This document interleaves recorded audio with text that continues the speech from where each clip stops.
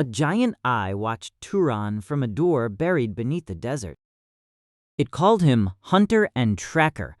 Then it looked at the relic in his hand and added 2 more names, Wave Rider and Mimic. 4 conditions were present, but they were the wrong 4. The ancient system could not close. It could not contact its creator, so it made its own choice and released something that had slept for ages. The fake must die. To understand why an underground god-making experiment chose Turan, we must return to the morning after the blue marlin survived the storm. Morning came with a clear sky, but the blue marlin looked as if it had survived a war. Sailors repaired ropes and boards while laughing about how close they had come to death. High on the mast, Turan could barely move.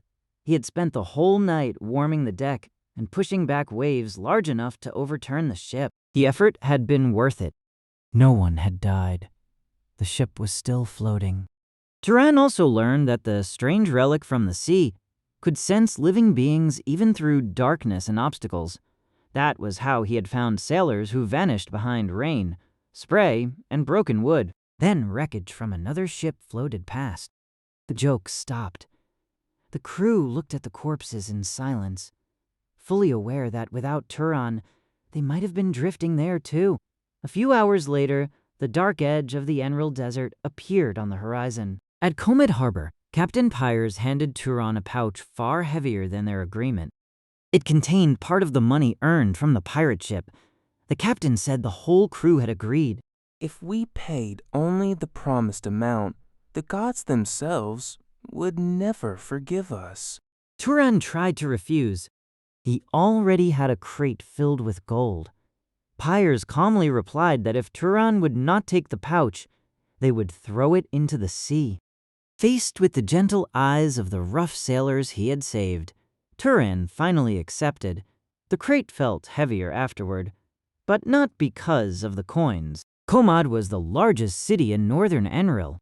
Its harbor, clothing, smells, and crowded streets were unlike anything Turan had seen. A thief tried to cut the straps of his crate, but Turan caught the wrist without even turning his head.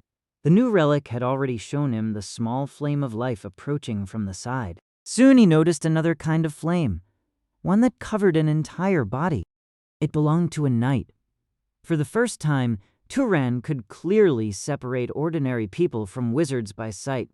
He asked the knight to take him to House Dirmin, the family that ruled Komad. The sea journey was over, but Enril welcomed him with a new power, too much gold, and a city full of people who might know something about his blood. House Dirmin treated Turan as an important guest. His magic power was far beyond an ordinary wandering knight, so servants bathed him, changed his clothes, and brought him before Karl Dirmin, the head of the family.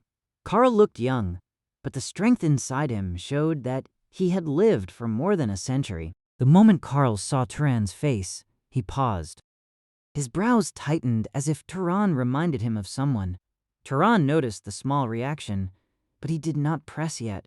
In dangerous Zahar territory, he first needed an identity that would not invite more questions.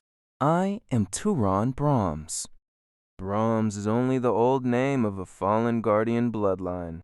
Karl accepted the story after seeing Turan's trained body and dagger. Turan then showed a recommendation letter and explained that he wanted to buy a magical beast. Karl spoke more like a merchant than a noble lord. He promised that almost any beast could be purchased if the price was high enough. Karl sent his daughter Irid to guide him. Irid openly looked down on a fallen noble, but Turan barely listened. He kept thinking about Karl's reaction. Which part of his face had looked familiar? Was it a trace of his mother, his father, or another relative he had never met? The beast enclosures were larger and richer than he expected. Each creature had its own grass, trees, or stream.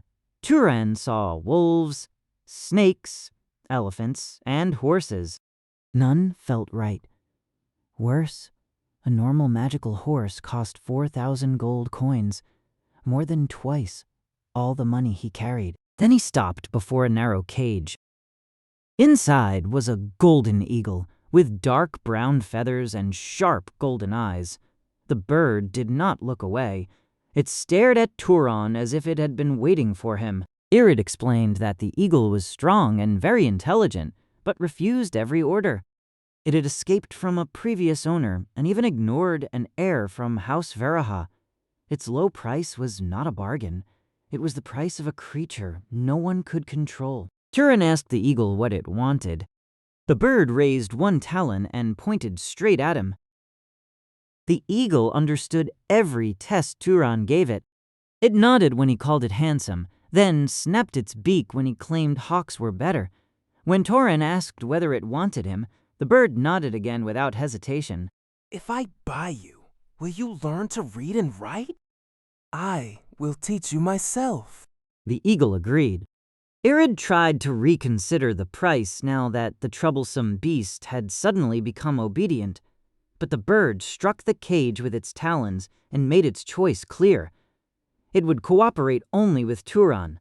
With no better buyer possible, House Dirmin accepted the original price. Under Karl's supervision, Turan performed the beast tamer ritual. Their souls joined. He felt the eagle's relief at leaving the cage and its deep satisfaction, as if it had finally found the person it had searched for. When the gate opened, it did not fly away. It stepped onto Turan's arm and cleaned its feathers. The eagle refused to receive a name. Through the new bond, Turan understood that it wanted to learn letters and choose its own name later. The wish reminded him of the sheepdog from his childhood, and of the pain that had stopped him from raising another companion after that dog died. This eagle, with its long, magical life, might remain beside him for centuries. Before Turan left, Karl asked one strange question. "Do you have any connection to Talis?" The name meant nothing to Turan, and Karl quickly took the question back. Yet the hesitation confirmed something important. Someone named Talis had a face close enough to Turan's that Karl noticed it at once. Turan showed Karl the portrait of his mother, B. Karl studied it but showed no fear or recognition. That answer was disappointing. Yet the name Talis remained. It was the first clear clue connected not to his mother, but perhaps to the father he had never known. Outside the city, Turan asked his new companion to fly. He held one powerful leg and rose so quickly that Komad became a toy below. The endless desert no longer looked impossible. For the first time since leaving Hisaril Hill, distance itself seemed to lose its power over him. But the eagle had not chosen him only because he could pay. Somewhere inside their joined souls was a perfect match that neither of them yet understood. The next morning, Turan began teaching the eagle to write in the courtyard. Its talons were clumsy, but its patience was better than that of many people. Watching it copy each line brought back his mother's voice from years ago, praising him when she had taught him in the same way. Irid came to explain the eagle's favorite food and habits. When Turan sincerely praised her knowledge, she suddenly warned that she already had a fiancé. Turan simply answered that he understood, which somehow made her more annoyed. The small misunderstanding made the eagle click its beak as if laughing. Irid then invited him to meet the other noble guests. Turan accepted because he needed information about House Zahar. At lunch, he met a proud branch woman named Scylla, her quieter husband, and a fallen noble called Dolph Marinho. But Dolph tested Turan with a crushing handshake. His fighter bloodline gave him great raw strength, and he smiled when Turan's grip seemed weaker. Turan let him enjoy that small victory. The guardian bracelet protected his hand, while Dolph learned nothing about the training Turan had received from Haram. The eagle rejected Scylla's hand and earned an open insult. Turan felt the anger moving through their soul bond, but he told the bird to remain calm. The scene showed him how much power the name Zahar carried. Even the host family did not dare correct a rude woman from a distant branch. During the meal, the guests mocked House Arabian and Meza. Turan listened without defending his friend because showing anger would only draw attention. Then the talk moved to the 3 candidates fighting to become the next head of House Zahar: Rahman, Alma, and Ferga. Irid quietly said it would have been easier if Talis had been chosen. Turan forced his face and breathing to remain calm before asking who that man was. Talis is the younger brother of the family head. He is the second in command, and in practice, he is the one leading House Zahar. The clue was far larger than Turan expected. The man whose face resembled his own was not a forgotten branch noble. He stood near the top of one of the strongest families in the world. Turan had found a path toward his father, but it was a path he was still too weak to walk. Turan stayed long enough to be polite, taught the eagle simple sentences, and then prepared to leave Komad. The bird wrote that their inner nature matched perfectly, though it could not explain what that meant. The answer only deepened the mystery of Turan's mixed blood. Dolph offered to guide him through the desert. Turan refused. Before leaving, he bought a travel guide and a religious book, then chose Vanapel as his next destination because the city held a huge ruin called the Tomb of the Gods. As he walked away, the relic showed one bright flame following him from behind. Turan did not fly. He wanted to learn why Dolph was following. Along the road, he hunted a weak magical rabbit for the eagle, crossed fields of rock and sand, and stopped at an oasis used by nomadic shepherds. Their simple tents and resting sheep reminded him of his old life on Hisaril Hill. The chieftain fed him well, and even suggested that he marry a woman from the tribe. Turan declined and chose to leave after dark, despite warnings that the winter desert could freeze an ordinary traveler. He was not avoiding marriage. He was drawing his hidden follower away from innocent people. Outside the oasis, Turan stopped. "You can come out now, Dolph." The older noble stepped from behind a rock and tried to pretend he was only worried. Turan ended the lie with one direct question. "Are you after my magic power?" Dolph laughed and admitted it. He believed Turan was a weak fallen noble with a damaged guardian bloodline, no family, and no one who would investigate his death. To Dolph, Turan was valuable prey. What he did not know was that Turan had also chosen this empty desert because Dolph was valuable prey to him. Turan ordered the eagle into the sky. When Dolph looked up, Turan vanished. No footprints, smell, or sound remained. Only then did Dolph understand that the young man before him carried the concealment of House Zahar. The hunter had stepped into the dark. The prey was the one left standing in the open. Dolph tried to light the desert, but his weak fire reached only a few steps. Stones struck his head, ribs, and back from places he could not see. When he charged toward a group of fireballs, Turan had already moved. The fight became a lesson in helplessness. Strength meant little when the enemy could not be found. Dolph finally ran. His fighter bloodline gave him speed and endurance, but the golden eagle followed from above. Turan held one of its legs and watched the wounded man struggle across the dark sand. "Please, show mercy. You know that is not possible." One last fireball ended the hunt. Turan felt no guilt. Dolph had planned to murder him and take his power. The only useful lesson was that the fighter bloodline could endure far more punishment than expected. Turan would need a stronger way to pierce heavy defenses in the future. Turan and the eagle absorbed Dolph's magic power. Then the sea relic pulled in a third share by itself. When Turan opened it, a thin layer of green liquid had appeared inside. He could not absorb it normally. The relic was not simply sensing life. It was storing something taken from a bloodline. He refused to drink an unknown substance and sealed the relic again. After burning Dolph's body, crushing the bones, and scattering every trace, Turan continued southwest. The eagle had grown stronger from the shared magic and could now carry him much farther. A day and a half later, a white structure rose from the desert. Its base and height stretched for hundreds of meters. It was too large to understand from the ground, as if only a god could have planned its shape. This was the tomb of the gods outside Vanapel. Turan sent the eagle to explore and entered the city as an ordinary traveler. He learned that powerful guests had closed the tomb for more than a week. He planned to wait. Then he learned the guests belonged to House Zahar, and waiting began to feel more dangerous than entering. Somewhere beneath the White Pyramid, Ferga Zahar and his companions were already trapped in a darkness that even their bloodline could not pierce. Vanapel stood on a major trade route, so its market carried goods from distant seas and eastern mountains.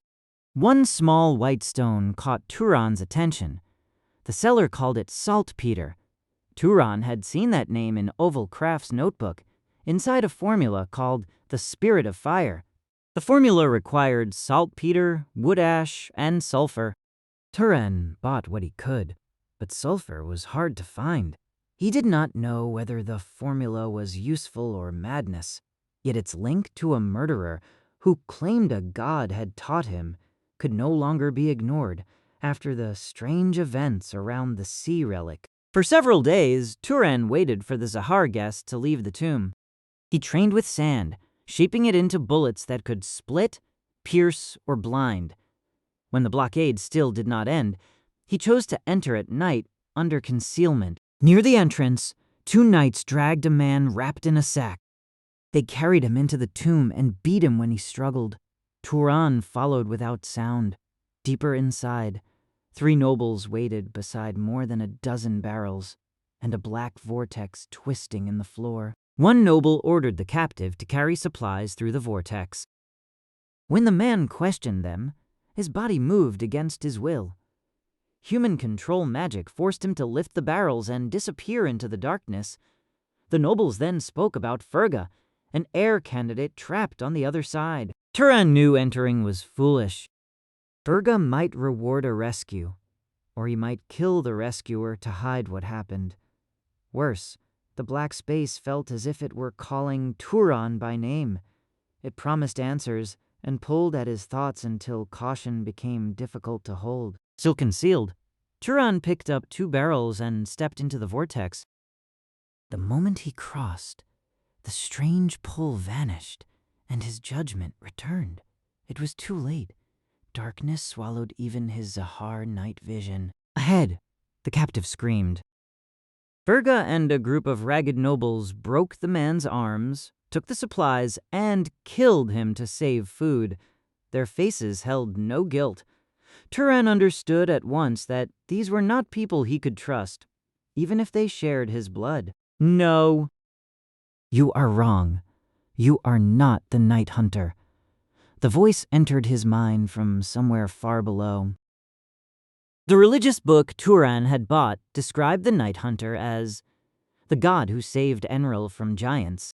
The god's 3 children inherited concealment, shadow control, and poison. Their conflict ended when the eldest returned, defeated the others, and became the ancestor of House Zahar. The distant voice repeated that Turan was not that god. As he moved deeper, the relic detected a life form unlike any human, beast, or race he had met. A blue flame moved inside an empty shell of flesh, controlling a body with uneven eyes, long jointed limbs, hooked claws, and saw-like teeth. The creature found him even through perfect concealment. Several more rushed in. Turan drove them back with fire, moved beyond their short detection range, and killed one with a fully charged stone. It was strong enough to threaten a noble, yet the magic power inside it was strangely small. Ferga later found the corpse and realized another person was inside. He assumed the stranger was an assassin, sent by a rival heir candidate. He ordered Galton Rosmoon to place barriers and traps, while Imelda filled the nearby area with harsh light to break concealment. The plan did not work. Turan's relic showed every trap and every living flame. He stayed just outside the light, close enough to hear their plans, but far enough to remain unseen. Ferga was more than twice as strong as Turan, while most of his companions were equal to or weaker than him. For days they lived inside the same darkness.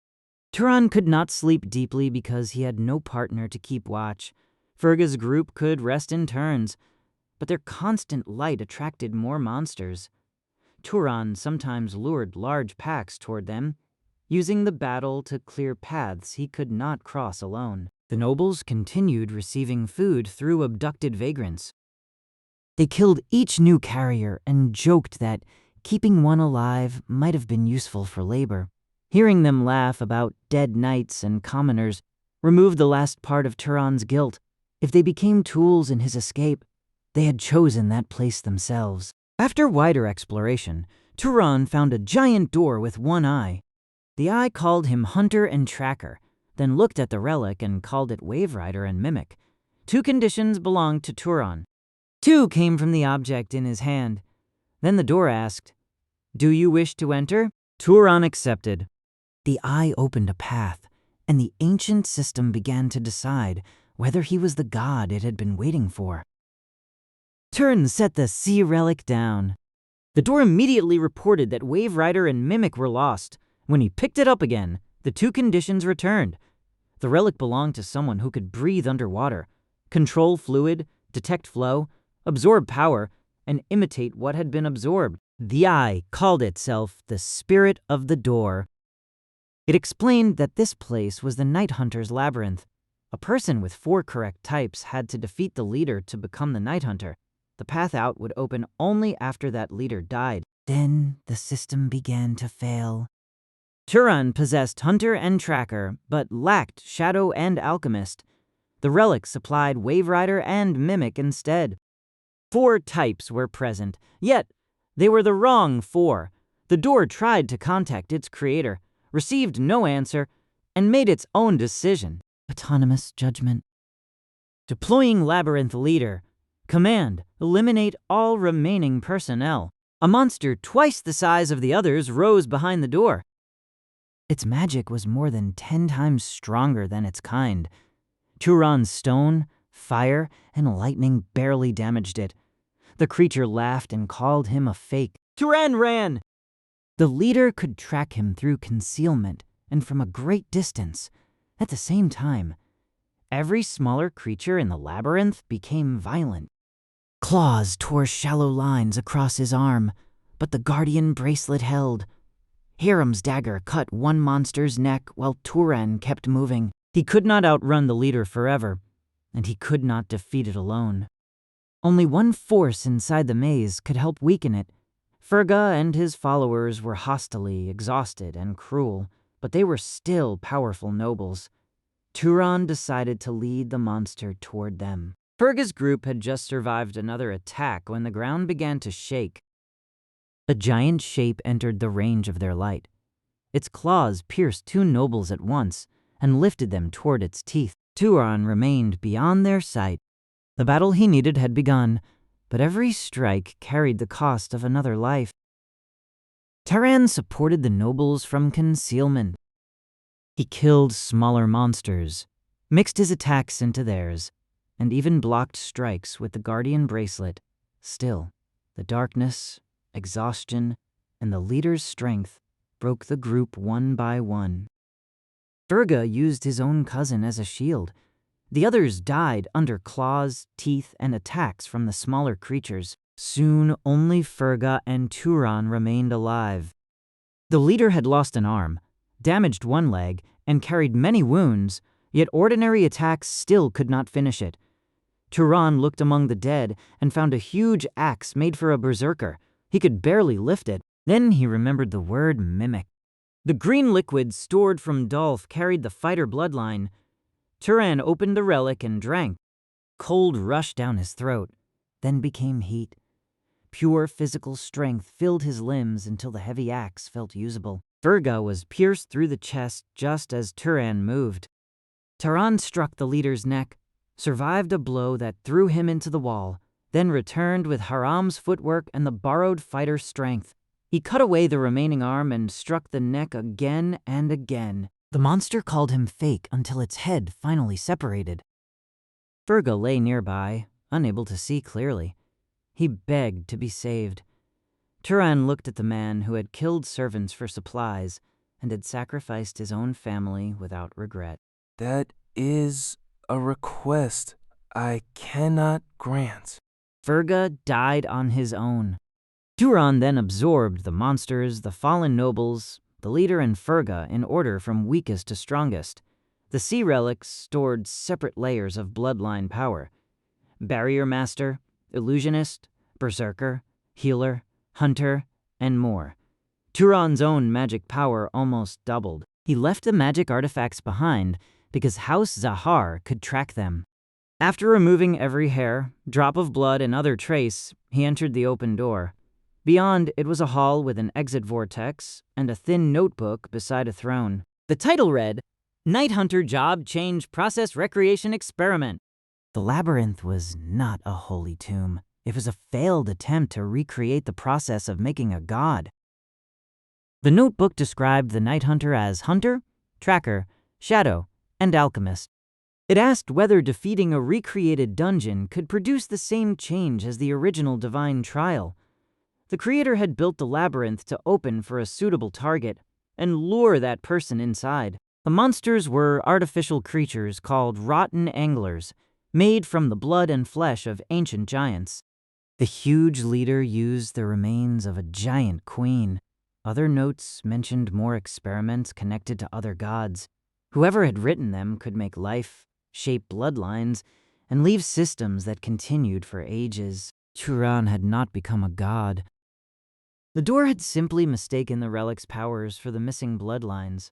Yet the method felt too close to Oval's claim that bloodlines could be gained through strange rituals taught by a god. The murderer might have been mad, but the idea behind his madness was no longer impossible. Turan took the notebook and left through the vortex. The eagle returned after a long delay, furious and frightened.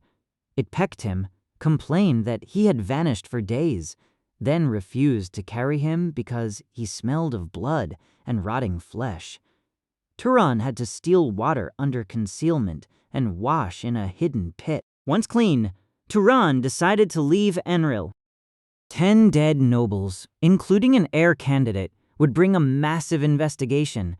If a fallen noble named Turan Brahms suddenly appeared much stronger, House Zahar would look at him first. Searching for his parents had to wait until surviving was safer. The eagle carried him northwest. They avoided every detected traveler and crossed in days what others needed weeks to travel. Snow replaced sand. White rocky mountains rose ahead. Turan had reached the gray zone between Zahar and Arabian. He planned to continue toward Oram and ask the librarian about the labyrinth. Then he met a long line of exhausted people moving the opposite way. Mothers pulled crying children. Old people carried what little they owned. Everyone looked as if they were fleeing death. The road led to a city built against a cliff. At the gate, a guard recognized that Turan's thin clothing in winter meant he was a wizard. Turan asked for one night of hospitality from the local lord. The guard's face turned pale. This is Kalamaf. The lord is gone. We have no nobles or knights left. Kalamaf was not merely quiet. It felt like an old animal waiting to die. Most strong adults had fled. The people left behind were children, the elderly, and those too poor or weak to travel. Shops were closed, houses had been robbed, and no one had enough hope to care. At City Hall, the clerks came alive when Turan admitted he was a wandering noble. Their temporary leader was an old official named Daruk. He explained that the former ruling family had sent knights west to hunt a powerful beast. None returned. More nobles followed. In the end, only one dying knight came back and said a single thing: Undead Spirit. Rumors said dark elves were coming to eat the city. Neighboring houses refused aid because they feared losing their own forces. Daruk begged Turan to become Kalamaf's lord, but Turan refused. A true lord had to remain and accept responsibility for thousands of lives. Turan still intended to keep traveling. Then Daruk lowered his head and cried, "These helpless sheep need a shepherd." The words struck Turan harder than any attack. His mother had used the same image when teaching him about nobles, but he had never heard it anywhere else. Daruk explained that the saying was common in the gray zone. Nobles were shepherds. Knights were shepherd dogs, and commoners were sheep. The land was poor for farming but suited to herding. That local saying meant Bijay had probably traveled through this region, or perhaps had once lived here. Turan showed the portrait. Daruk did not recognize her, but offered to spread copies through the city. The request carried an unspoken condition. The city had to remain alive long enough to search. Turan sighed and chose a middle path. I cannot become the lord of this city, but I will stay as its protector until the western thread is gone or a suitable lord is found. The officials announced that a savior had arrived. The citizens gathered, but many watched Turan with doubt. They had already lost one protector and feared trusting another. Turan remembered the great displays used by powerful houses. People did not only need safety, they needed proof that safety existed. He cooled a flame until it was weak, then poured his vast magic power into its size. Crimson fire rose hundreds of meters through the snowstorm and burned across the sky. Kalamaf finally looked up. The fire in the sky changed the city's mood, but it did not fill empty stomachs. At the first emergency meeting, officials argued over food, firewood, damaged homes, and the lack of money. Turan was only 19 and knew little about governing, yet no plan could move without his approval. The officials had lost the authority that came from a noble's presence. The city lacked workers because the healthy had fled. It lacked goods because merchants had left. It lacked money because the former family had taken most valuables when the city collapsed. Neighboring nobles were waiting for Kalamaf to die so they could rebuild it later without paying the cost of saving anyone. Turan listened until the answer became simple. I will handle the food problem. He would fly around the mountains, use the relic to sense animals, and guide them toward the city. The work sounded divine to the officials, but to Turan, it was the same skill he had used every day as a shepherd. Move toward that wall. When you arrive, stay still. Mountain goats, rabbits, wolves, and leopards emerged from rock and brush.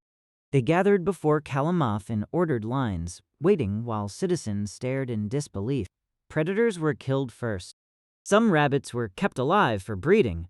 The rest became stew, salted meat, and smoked supplies for winter. The food did more than stop hunger. It returned strength to people who had forgotten what a full meal felt like.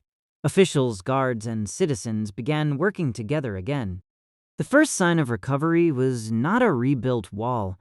It was the sound of people arguing over how to organize the work, instead of waiting to die. For shelter, Turan opened the central mansion once used by the ruling family.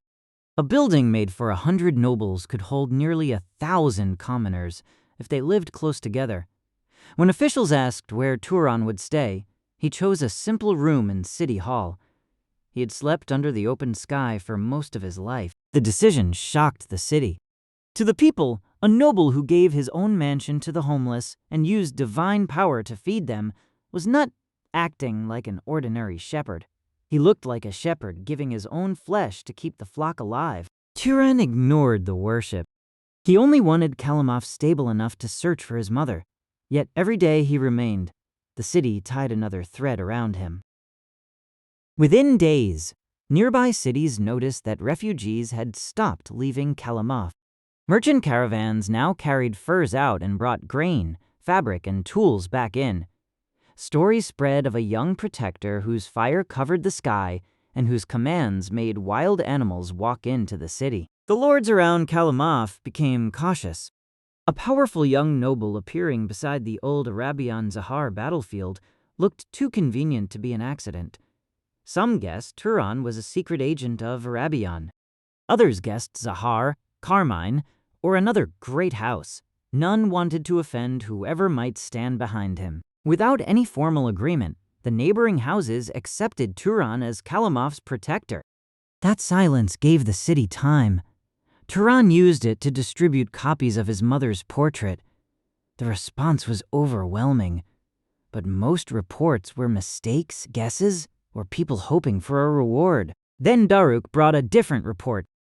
A ruined former innkeeper named Egon claimed that 18 or 19 years ago, a woman from the portrait had stayed one night at his inn. The uncertain but specific time caught Turan's attention. He ordered that the man be brought in. Egon remembered a young woman traveling alone during the old war. Her stomach was slightly swollen. She looked nervous, avoided conversation, and rode a fine horse with golden fur. None of those details had been made public. Turan asked why Egon believed the woman had been abandoned. The old gambler repeated one line he had heard while she touched her stomach. "Baby, please do not grow up to be like your father." The golden horse completed the proof. Long ago, a village elder below Hisaril Hill had told Turan about a magnificent golden horse sold after his mother arrived. She had likely ridden from this region, sold the animal, and used the money to buy the hill and sheep. For the first time, Turan knew part of the road she had taken while carrying him. But the answer created a harder question. If Turan's father had been a good man, why had Bijay fled alone and begged her unborn child not to become like him? That night, Turan lay awake thinking about his mother and father. The eagle sensed the sadness through their soul bond and asked who Bijay was. Turan explained that Bijay was the woman who had given birth to him. The eagle admitted that she did not remember her own mother either. After a long pause, the eagle scratched a sentence onto the sand plate. "My name is Bijay." She believed Turan was sad because he no longer had a beige, so she would take that name and fill the empty place. Turan tried to explain that a name should belong to the one who chose it for herself, not serve as a replacement for someone else. The eagle erased the sand, wrote the same answer again, and refused every other suggestion. Very well. From now on, I will call you Bij. I look forward to traveling with you. The newly named Bij flapped her wings and announced her name with pride. The choice was childish, but the feeling behind it was not small. Turan had gone to Enril to search for family. Without realizing it, he had already found one. Over the next weeks, Turan used magic as labor. A flying dagger cut trees. Telekinesis carried logs. Earth magic shaped stone into exact block. Refugees returned, shops reopened, and winter deaths nearly stopped. The city no longer looked like a dying animal. Once Kalamaf could stand on its own, the Western mystery could no longer be delayed. The force that destroyed the former ruling family had not attacked the city, but it had not been confirmed dead or gone. Turan told Daruk that he would scout with Bijay and return if he found anything dangerous. Citizens called from below as Bulby rose above the walls. They asked Turan to protect Kalamaf forever. He felt guilty because he was already planning to leave after finding another ruler. A city could not become a chain around his search, yet handing it to the wrong shepherd could destroy everything he had saved. Far to the west, the relic found one enormous flame. It was stronger than Ferga and more than twice Turan's current power. The figure rose into the air and flew toward him on the wind. The powerful stranger was Misa Arabian. She looked thinner than before and wore so many magic artifacts that the relic showed magic flowing from almost every part of her clothing. Mesa studied Turan and said he had changed in only a few months. Responsibility for a ship and then a city had made him quieter and more settled. Thaisi interrupted by writing in the snow. She wanted to know why Turan spoke so comfortably with this woman. Turan introduced Misa as a close friend and called Bijay his family. The word made both Misa and the eagle pause for different reasons. This is Mesa, a close friend. Mesa, this is Bisti. She is my family. Turan explained how he had become Kalamaf's temporary protector and why he was scouting west. Mesa gave him the missing answer. Arabian had destroyed most of the Dark Elf Kingdom, but a powerful necromancer escaped east and used Kalamaf's nobles to build a new supply of undead spirits. The enemy had not moved farther because he was hiding with blind dwarves inside their hidden mountain settlement. Arabian could not openly send its army through the gray zone without risking a new conflict with House Zahar. That political border had given the fugitive time to prepare. Kadram Arabian arrived to bring Mesa back. He introduced himself with a smile and tested Turan by pressing out his magic power. Turan answered with equal pressure. The surprise on Kadram's face lasted only a moment, but his suspicion remained. Mesa confirmed that Turan had been a guest of Hausberg, then ordered her uncle to leave. After he went, she apologized for showing the cold side of herself that appeared only around Arabian relatives. Turan did not ask for the reason. Everyone has circumstances that make it impossible to smile all the time. Back in Kalamaf, BJ wrote that Mesa also matched her inner nature. Then she quickly added that she had chosen Turan first and Mesa had no chance. The joke made Turan laugh, but the question remained. What shared quality connected Turan, Mesa, and this strange eagle? As Kalamaf became stable, 7 neighboring cities sent a joint noble delegation. Turan welcomed them at City Hall because the central mansion was still sheltering homeless families. The visitors were offended until they learned Turan himself also lived and ate in the same plain building. That fact changed their view of him. No secret heir raised by a great house would willingly give a noble mansion to commoners. They began to believe Turan truly was a powerful but uncultured fallen noble, which made him easier to approach. The son of Vigen's lord announced their proposal. Each of the 7 houses would offer one carefully raised daughter of knightly blood as Turan's concubine. The marriages would give him future knights and bind Kalamaf to all neighboring families. The timing was clear. After news spread that Arabian would remove the western thread, Kalamaf became valuable again. The 7 houses did not want to fight Turan or each other, so they planned to mix their blood with his and share influence through his future children. I appreciate the offer, but I must refuse. Instead, I have a proposal of my own. Turan offered the governance rights of Kalamaf to whichever family found the most useful information about a pregnant young woman who had crossed the gray zone about 20 years earlier.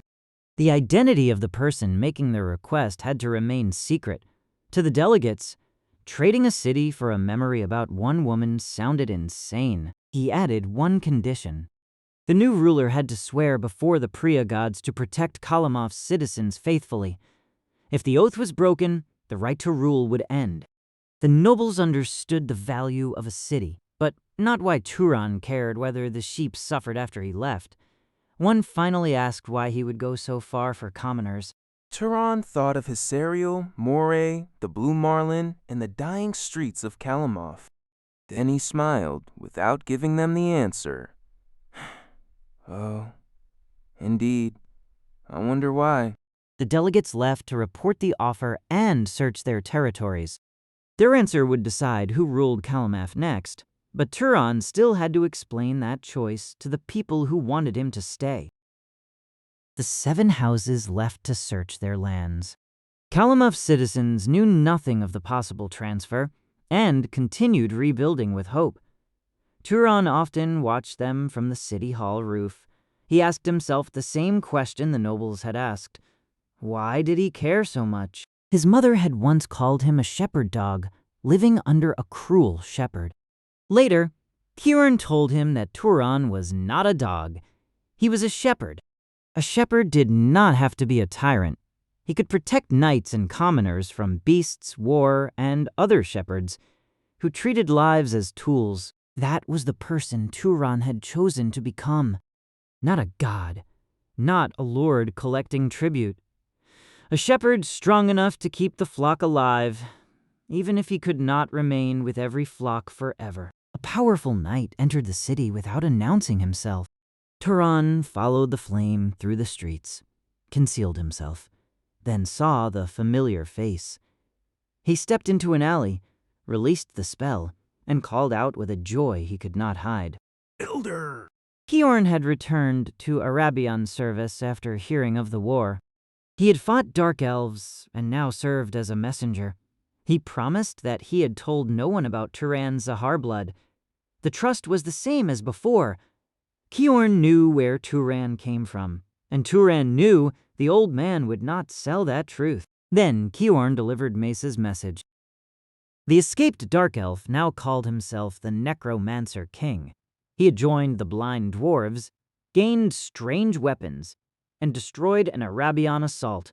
8 nobles and about 200 knights had died in one ambush. House Arabian could send more forces, but Mesa would have to make political concessions to people inside her own family. Instead, she asked for Turan. She believed one powerful friend who could think and fight freely would be worth more than another crowd trapped in the narrow enemy base. Kiorn placed a small cloth pouch on the table. It could hold 100 times its size. The sacred storage pouch was Mesa's advance payment, but the true price was clear. If Turan refused, one of his few friends would walk into the canyon again without the ally she trusted. The small pouch swallowed a large water skin without changing shape. For a traveler who had carried food, books, coins, and tools on his shoulders for years, the value was difficult to measure. Yet Turan understood that Mesa had offered more than a useful object. A sacred relic like this was not something even wealthy nobles could simply buy. Turan asked whether his help would truly be enough. Kiorn answered that Mesa believed it would. Turan tied the pouch to his waist. He still owed Mesa for teaching accelerated thought, but the decision was not only about debt. He did not want her injured because he chose comfort over a friend. I understand. I do not want to see Mesa hurt either. After warning Daruk that he would be away, Turan and Kiorn flew west with Baijay. Kiorn respectfully called her Miss Baijay after she objected to being described as a means of transport. The small exchange eased the pressure until they reached Mesa. Mesa's neck and shoulders were wrapped in bandages. She claimed the wounds were minor, and that healers had to save people closer to death first. Turan could smell blood beneath the clean cloth. The injuries were real. Her request was not a trap. The Arabian camp was filled with injured wizards, and bright magic lamps meant to expose concealment. When Turan arrived, Kadram and several nobles gathered around him. They accepted his strength, but distrusted his unknown origin. One openly asked whether he was a Zahar spy. Turan offered to demonstrate his bloodline. He used a few drops of stored Barrier Master power, stretched a hidden line of magic through the air, and threw a branch into it. Fire erupted on contact. To everyone watching, Turan had just proven that he belonged to a harmless defensive bloodline. Mesa knew the truth could not be that simple. She had personally tested Turan's bloodline months earlier. Still, she said nothing in front of the others. The suspicious circle opened, and Turan was allowed into the strategy meeting. The first battle had already shown that raw numbers would not win.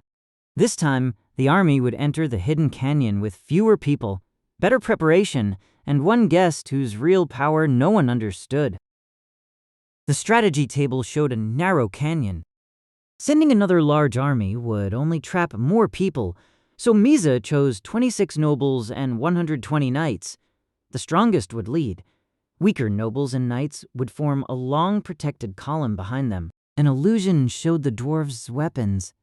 Small versions fired metal with smoke and steam. Larger ones could crush a noble's chest. Other devices sprayed sticky fire. They carried no magic power, yet they killed wizards.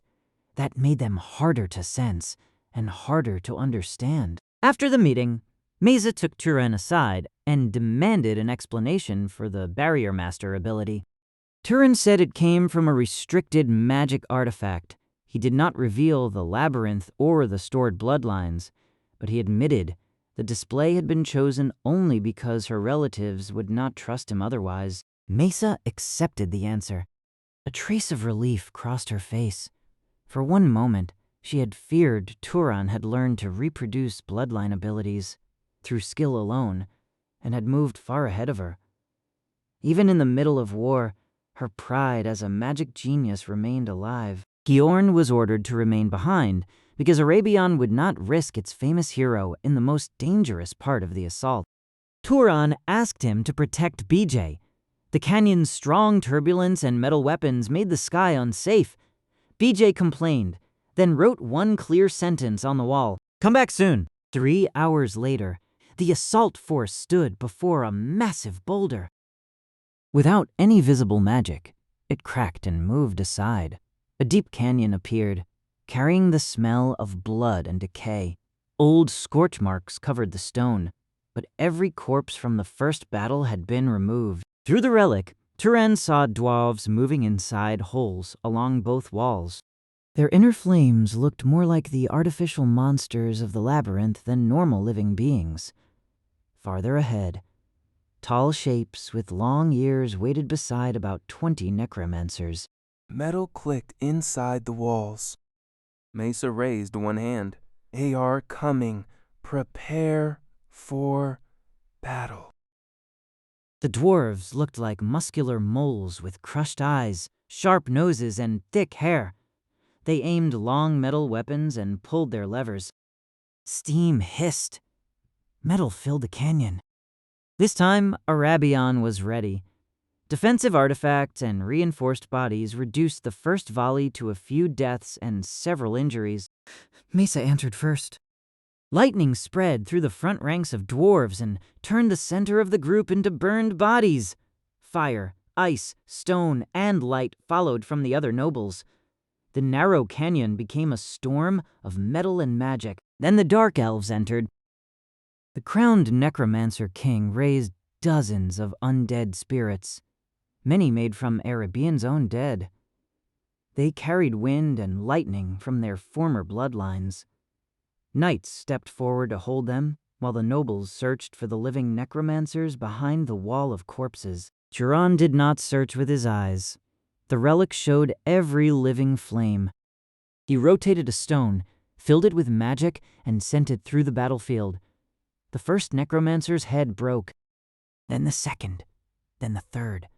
Undead spirits tried to shield them, but the stones carried more power than during any battle before. Beast-shaped undead spirits attacked Turan from the side. Haram's training guided his feet. The guardian bracelet took the claws. His sword and fire destroyed the unstable magic structure inside the corpses. When dwarves charged with bladed weapons, Turan met them in close combat and broke through 7 of them without leaving his position. One dwarf sprayed fire. Another large weapon crushed a young noble's chest from across the canyon. Turan destroyed the larger device with fireballs, releasing a blast of steam. By then, the formation had collapsed into separate fights. Mesa was locked against the Necromancer King, while Kadram faced 3 other necromancers. Mesa used more than lightning. Rock spikes stopped dark elves. Amplified sound broke the dwarves' hearing. Wind lifted her over charging undead spirits. Every movement kept pressure on the crowned enemy, while her defensive clothes absorbed attacks that reached her. At last, the Necromancer King ran out of spirits strong enough to block her. Mesa's final lightning struck his head and burned the body beneath the silver crown. The brightest flash in the canyon marked the moment the battle turned. Mesa swayed after the victory. Turan caught her wrist before she fell. Around them, the last dwarves and dark elves were being pushed down. The army had won, but the cost still had to be counted. The second assault lost 2 nobles and about 30 knights, far fewer than before. The survivors called it a great victory. Mesa first asked about casualties, then ordered several dwarves captured alive and every working weapon collected. After the prisoners were secured, Turan quietly asked whether the gods had made the dwarves blind and simple. "Never repeat that question in front of anyone else." Mesa's alarm had already confirmed that the great houses knew such changes were possible. The faith of the world depended on people not asking what the gods had done to their enemies. When the time came to divide magic power, Mesa refused her own share and gave the 6 strongest undead spirits to Turan. The other nobles protested. Kedrum warned that people were already saying Mesa had lost judgment because she had fallen for Turan. She denied it and answered that she was giving away only her own reward. The argument ended because no one could openly take the heir's share from her. Turan understood that the gift was personal, not an order from House Arabian. He still did not know what Mesa expected in return, but he accepted the favor as something exchanged between friends. Behind him, resentment grew sharper with every spirit placed before him. He buried the mimic relic so it would not steal a visible share. One by one, the undead spirits strengthened his body and soul. On the 6th, a metallic sound seemed to ring inside him. His ability to absorb power suddenly stopped, as if he had reached the hard limit of his blood. For one terrible moment, Turan believed his growth was over. Then the limit moved. His absorption returned, while another noble nearby reached his own wall and lost the remaining power into the air. Something inside Turan had not closed. It had opened. The air around his skin became clear in a new way. He felt small currents, pressure changes, footsteps, and turbulence above the canyon, as if the wind were touching an extra sense. Turan hid the reaction. This was not a power he could safely test beside House Arabian. Before he could leave, Mesa invited him to watch the interrogation of the prisoners. The battle had ended, but the dwarf weapons and the silver crown were still connected to a mystery larger than the canyon. The prisoners said the Necromancer King had found the ancient weapons and taught the dwarves to use them. The devices worked only for living dwarves. A severed hand could not activate them. Pulling a lever changed liquid inside into steam, which pushed specially made metal through the barrel. The weapons were powerful, but limited. Their liquid could not be replaced, and opening the mechanism made it explode. Neither the dwarves nor dark elves knew how to build new ones. They were using the last tools of an older civilization without understanding the craft behind them. The dark elves also revealed that their leader had once been only a royal relative. One day, he found a silver crown and suddenly gained great necromancy. Later, he found the dwarf relics and formed the alliance. Once again, a single ancient object had changed an ordinary figure into a disaster for thousands. After the information was recorded, the prisoners were no longer needed. The army burned the dead, recovered its own bodies, and prepared to withdraw. Outside the canyon, Turan told Misa he would collect Biche and leave before resentment among the other nobles became worse.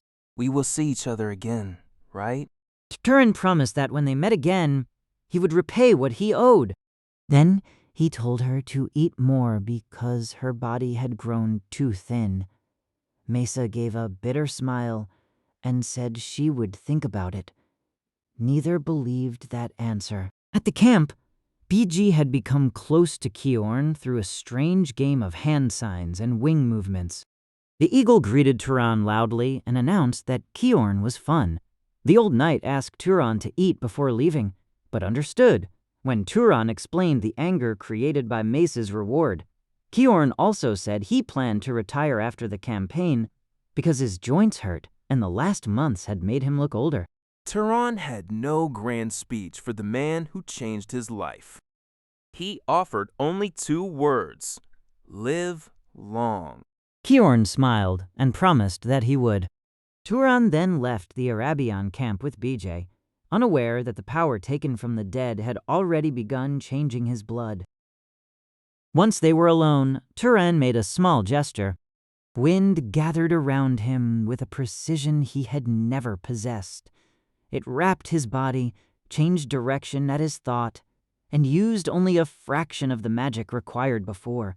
He had awakened the storm bloodline of House Arabian. He tested lightning next, but nothing changed. 2 bloodlines were the normal limit of inheritance. Perhaps there were more still sealed, or perhaps not. What mattered now was already dangerous enough. Turan carried the blood of Zahar and Arabian, 2 great houses that had spent decades trying to destroy one another. The answer changed the meaning of every clue. Talis might be connected to his father.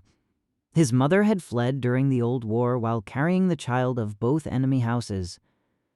Her words about Turan's father could have been fear, love, regret, or all three at once. Turan tried to fly by wrapping wind around his levitated body.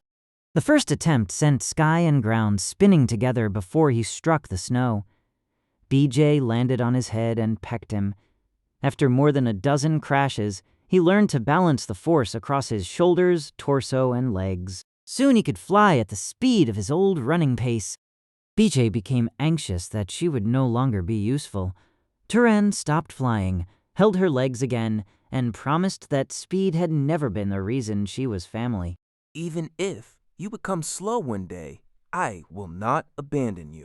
Back in Kalamaf, Daruk forced Turan to accept treatment for 2 shallow spear wounds. The next day, Turan announced that the Western threat had been removed. Some citizens welcomed the promise of a formal ruling house. Those who had survived the city's darkest days cried and begged him to remain. Turan escaped the attention by training in the mountains. Wind improved his movement and flight, but direct wind attacks were inefficient. Then he remembered the librarian's lesson. Fast objects lose power by tearing through the air, just as a boat loses speed by pushing water aside. He spun 1 stone in his sling and opened a path in the air before it. The shot left almost no sound. It crossed the field faster than before and pierced straight through a massive cliff. Turan had not only found another bloodline, he had found a way to join it with everything he had already learned. Turan had entered Enril searching for the truth about his mother. He left with a family of his own, a clue leading to Talis Zahar, the secrets of a failed divine experiment, and enough power to change the fate of a dying city. But the most dangerous answer was now inside his own blood. Zahar gave him darkness. Arabian gave him wind. Somewhere in the past, 2 enemies had created a child neither side was meant to know existed. And when Turan finally followed that blood back to its source, finding his father might be the easiest part of what waited for him.